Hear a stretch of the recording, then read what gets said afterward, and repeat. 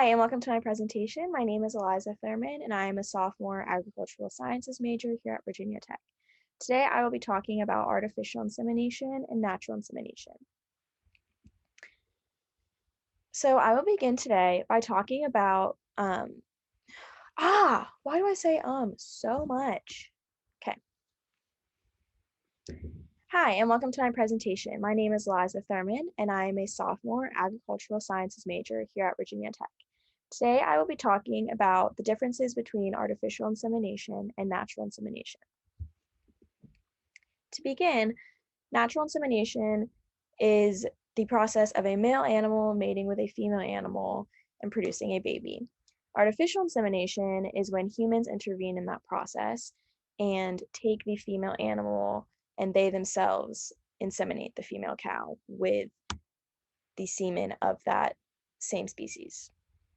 And so today I'll mostly be talking about cattle.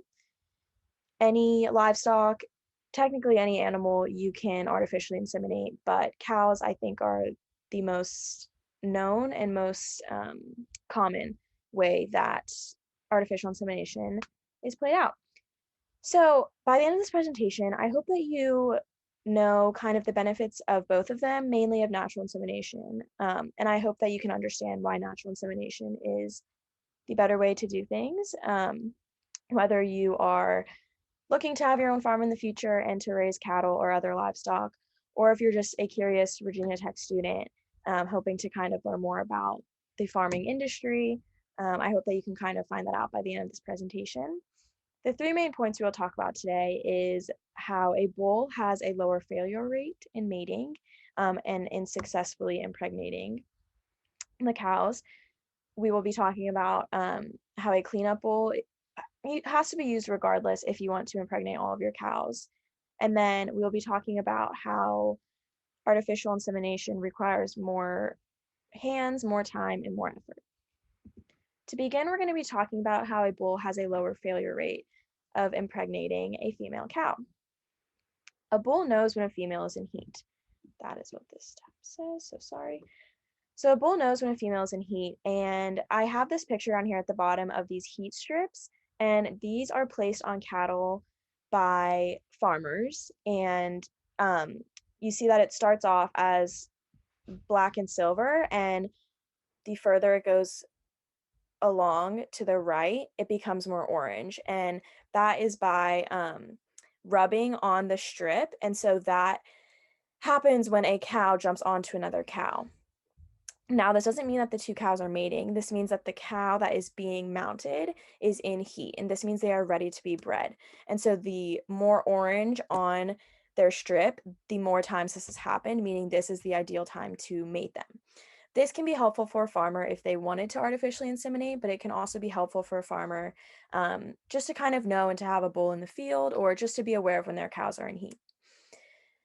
So a bull isn't able to read the strip, but they're able to see when the cows mount each other, and the bull naturally knows that that means that the female standing should be impregnated, and the bull will go and do that. Cows also release many different hormones while they are in heat, and those can be released through scent glands, and so the bulls can smell those scents, and therefore they know that the cow is ready to be bred. The biggest thing about artificial insemination versus natural insemination is that a bull doesn't have to properly position themselves, they just do it. And a farmer has to know the ins and outs of the female reproductive system. They have to make sure they inject the semen in the perfect spot, or else it might not take.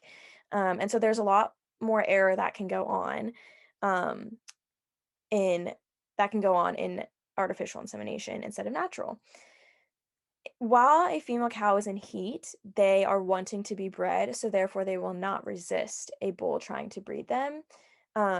If you wanted to get into animal rights in all of this, you could say that artificial insemination is worse because the female cow shouldn't be bred by a human, and they'd have to be like forced into it and put in a chute and all of that. But if it's just in a field where a bull impregnates the cow, there is none of that happening, and the female cow will simply accept and then be pregnant. So the next point is that a cleanup bowl is usually used regardless. So this means that a bull is purchased after all of the artificial inseminating has been done. If there are any cows that were not impregnated, a bull is purchased to then be a cleanup bull and get the remainders. What is hardest for me to understand about this part of the process is that buying semen is so expensive. And you could use that money that you put towards the semen to just get a bull in the first place, and then you would only be putting that money towards one thing.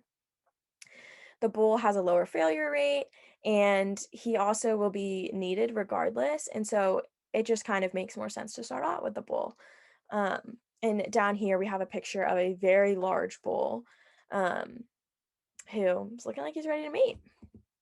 So then the third point is more hands, more time, more effort. So artificial insemination is a very hands-on process. You need to have the complete knowledge of the female reproductive system of a cow. You need to know the exact movements of what to do. You actually get trained and certified in this because it is a process that can't really mess up. As I said, semen is expensive, and so you're not going to want to have to take a couple tries to get this right on a cow. Most people that would use artificial insemination are probably places that have very large herds, and therefore you will need many workers to do this. Not only will you need a lot of workers, but this is just very time consuming. You actually have to do labor for this, doing it artificially. You actually have to be doing something. And so this requires more money being spent on the labor that is needed, more time required for you, less time for you to focus on other parts of your farm. And overall, it's just time consuming. It's not the best process. You have to stick your hand up a cow, and um, it just doesn't really make sense in the long run. So, in conclusion, I hope that you kind of learned why natural insemination is better than artificial insemination. Um, and I hope that you can develop kind of your own thoughts on this, but I hope that you can understand where I'm coming from, whether you are just, as I said, a curious Virginia Tech student, or you are looking to go into the farming industry. Um, I hope that this presentation was beneficial for you, and I highly recommend that you guys get involved in this issue. As I said, there are a lot of animal rights violations, one could say, through the process of artificial insemination. And so you can contact PETA if you'd like to get involved. Here I listed the kind of contact page for PETA. There's a lot of artificial insemination that PETA focuses on within the dairy cow industry. The only way that cows produce milk is through being pregnant. And so a lot of dairy farmers artificially inseminate their cows. Again, some people view this as perfectly fine as normal. The cow will be in heat anyways. However, if you view this as an animal rights violation, you can contact PETA here. And if you don't want to go that far and contact PETA, I understand. But if you happen to be in the farming industry for yourself, I hope that you can understand why artificial insemination is not the best choice. And I hope that you can utilize the skills needed for natural insemination, and I hope that you have the tools to do so. And yeah, thank you for watching this presentation, and I hope you have a great day.